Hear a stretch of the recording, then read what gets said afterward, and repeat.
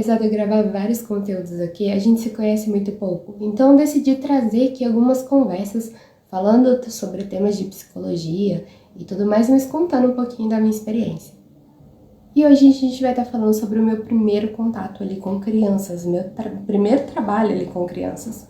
Só que antes da gente falar disso, bom, quando eu ali iniciei o curso de psicologia, a minha vontade era trabalhar exclusivamente com crianças.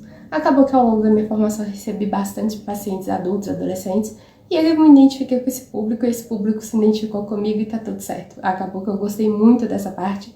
Não era o que eu imaginava de começo, mas ficou perfeita pra mim. Eu adorei essa experiência com esses pacientes, foi tudo maravilhoso. Eu tenho bons feedbacks dos meus pacientes e tá tudo certo. Porém, quando eu comecei a atuar em si, né, no momento que a gente vai para os estágios, para a clínica, escola, eu também tive a oportunidade de ter contato com crianças. E a gente vai falar desse meu primeiro contato com as crianças. Uma leitura que eu sempre gostei durante meu período de formação foi sobre desenvolvimento psicomotor. E o que acontece? A menina, ela tem ali a função cerebral que amadurece mais rápido que o menino. Na questão do movimento fino, né, desenvolvimento motor fino. Então, ela tem ali essa maturação mais rápida. A questão é que quando você lê isso, ok, você entende ali a teoria, mas quando você vê essa teoria em prática, para mim foi uma das experiências que eu nunca vou esquecer. Enquanto a gente estava esperando os pequenos Picassos fazerem o trabalho de arte de escola deles, literalmente os meninos seguravam um pincel dessa forma e o movimento deles era literalmente um quadradinho, cima, baixo, lado, outro, acabou. Era essa movimentação aqui. E a obra, perfeita. Já as meninas, elas já seguravam o pincel toda delicadinho, mas fazia todos os contornos e o resultado, perfeito também. Uma das vivências que eu tive nesse período em que eu estava atuando na escola foi o momento da dinâmica de desenhar a família, onde a criança vai desenhar a família, as pessoas que moram ali com ela e tudo mais.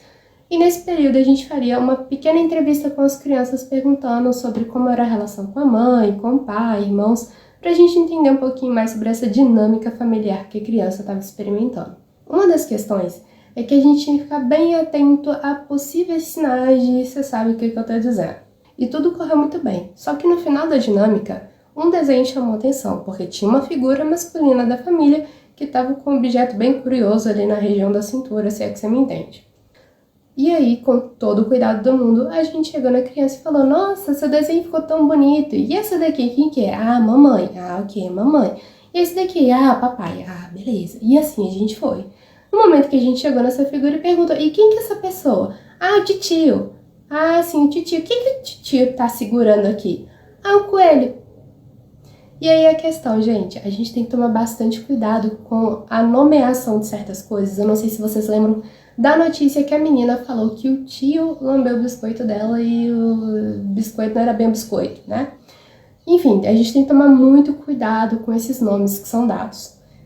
Só que aí a gente perguntando, sim, esse coelho não é o quê? Assim, um coelho de pelúcia? Não, é de verdade, meu tio cria o coelho. Tudo tranquilo. Um diferencial que essa escola onde eu atuei tinha era a questão de trabalhar a inclusão com as crianças desde muito cedo.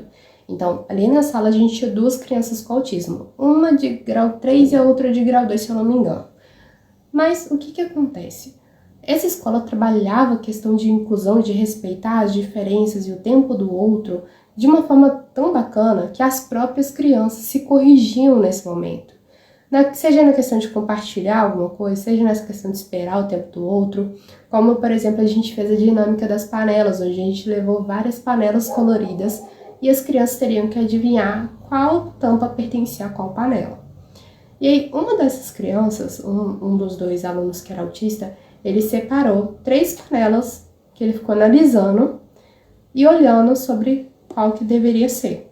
Então, ao invés dele ir catar uma panela, né, e tudo, esse outro aluno que ele era autista também, ele já era um pouco mais enérgico, então ele já saía correndo, ele já queria ali pegar todas as panelas, separar todas para ele. Esse outro aluno separou 3, 4 tampas ali para ele, foi analisando bem devagarzinho.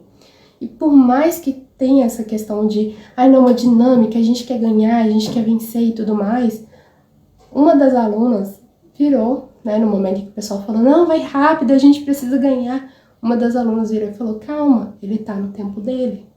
Calma, ele tá ali observando, ele tá olhando ainda. E ela foi com toda a paciência, ajudou ele. Ele não aceitava essa questão do toque, porém ele aceitava que ela ficasse ao lado dele instruindo ele. Apesar dele não comunicar com ela, ele aceitava ouvir ali as instruções dela. Então, esse trabalho feito pela escola foi fenomenal. Com certeza foi um diferencial até para a nossa atuação lá. E esse foi o assunto sobre o meu período de atuação nessa escola.